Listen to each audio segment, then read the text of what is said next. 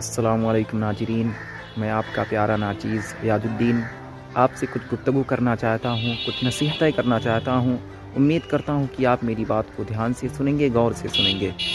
اللہ کے رسول کے پاس غیب کا علم نہیں تھا، اور کہا جاتا ہے، بہت سارے لوگ کہتے ہیں کہ اللہ کے رسول کے پاس غیب کا علم تھا، لیکن میں کہہ رہا ہوں کہ اللہ کے رسول کے پاس غیب کا علم نہیں تھا، کیونکہ قرآن مجید میں نے یہ پڑھا ہے۔ اللہ تعالیٰ کہہ رہا ہے، اپنے نبی سے کہہ رہا ہے، وَلَوْ كُنْتُ أَعْلَمُ الْغَيْبَ لَاسْتَكْثَرْتُ مِنَ الْخَيْرِ۔ اے نبی آپ کہہ دیجئے کہ اگر میرے پاس غیب کا علم ہوتا تو میں بہت سارے فائدے حاصل کر لیتا، لیکن اللہ کے رسول کے پاس غیب کا علم نہیں تھا۔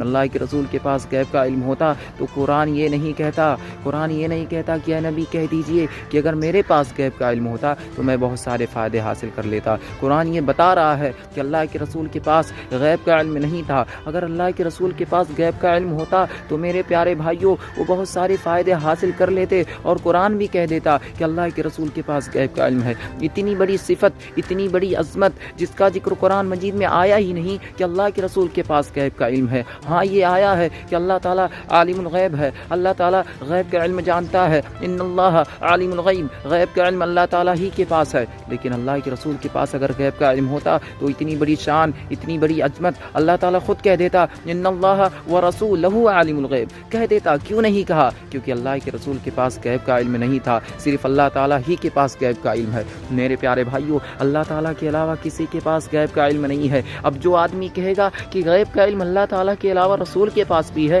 نبی کے پاس ہے، محمد رسول اللہ صلی اللہ علیہ وسلم کے پاس ہے، تو وہ جھوٹا ہے، وہ کذاب ہے، اپنے آپ کو جھوٹا قرار دیتا ہے، اپنے آپ کو کافر کہہ رہا ہے، کیونکہ اللہ تعالیٰ کی اتنی بڑی شان ہے، اس کی شان میں گستاخی کرنا، اس کے علاوہ کسی کو اور کہنا کہ عالم الغیب ہے، یہ شرک ہے، اور شرک جہنم کے گہرے گڈھے میں ڈھکیل دے گی میرے پیارے بھائیوں۔ اسی لیے شرک سے ہمیں بچنا چاہیے، اور اللہ کے رسول کے پاس غیب کا علم نہیں ہے۔ بہت سارے علماء، بہت سارے ایسے دیوبند اہل جماعت کہتے ہیں کہ ان کے پاس غیب کا علم ہے، اور وہ لوگ کہتے ہیں کہ وہ عالم الغیب ہیں۔ نہیں میرے پیارے بھائیوں، وہ عالم الغیب نہیں ہے، وہ غیب کے بارے میں کچھ نہیں جانتے ہیں، جو فرشتے بتایا کرتے ہیں اسی کے علاوہ وہ کچھ نہیں جانتے ہیں۔ جبریل علیہ السلام جو بتاتے تھے صرف وہی جانتے تھے، اس کے علاوہ وہ عالم الغیب نہیں ہے، غیب کا علم وہ نہیں۔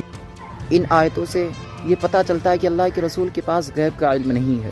حضرت عائشہ جب حجرے میں بیٹھی ہوئی تھیں، جب حجرے سے نکل کر کے باہر گئیں اور باہر جانے کے بعد وہ قافلہ نکل گیا، اس کا حجرے کو اونٹنی پر سوار کر دیا گیا۔ اونٹنی پر سوار کرنے کے بعد قافلہ آگے نکل گیا اور حضرت عائشہ پیچھے چھوٹ گئیں۔ بہت سے لوگ کہتے ہیں کہ اللہ کے رسول حضرت عائشہ کو آزما رہے تھے، آزمائش کر رہے تھے کہ کر پاتی ہیں کہ نہیں۔ کوئی اپنی بیوی کو اکیلے ایک رات کے لیے کوئی جنگل میں چھوڑ سکتا ہے؟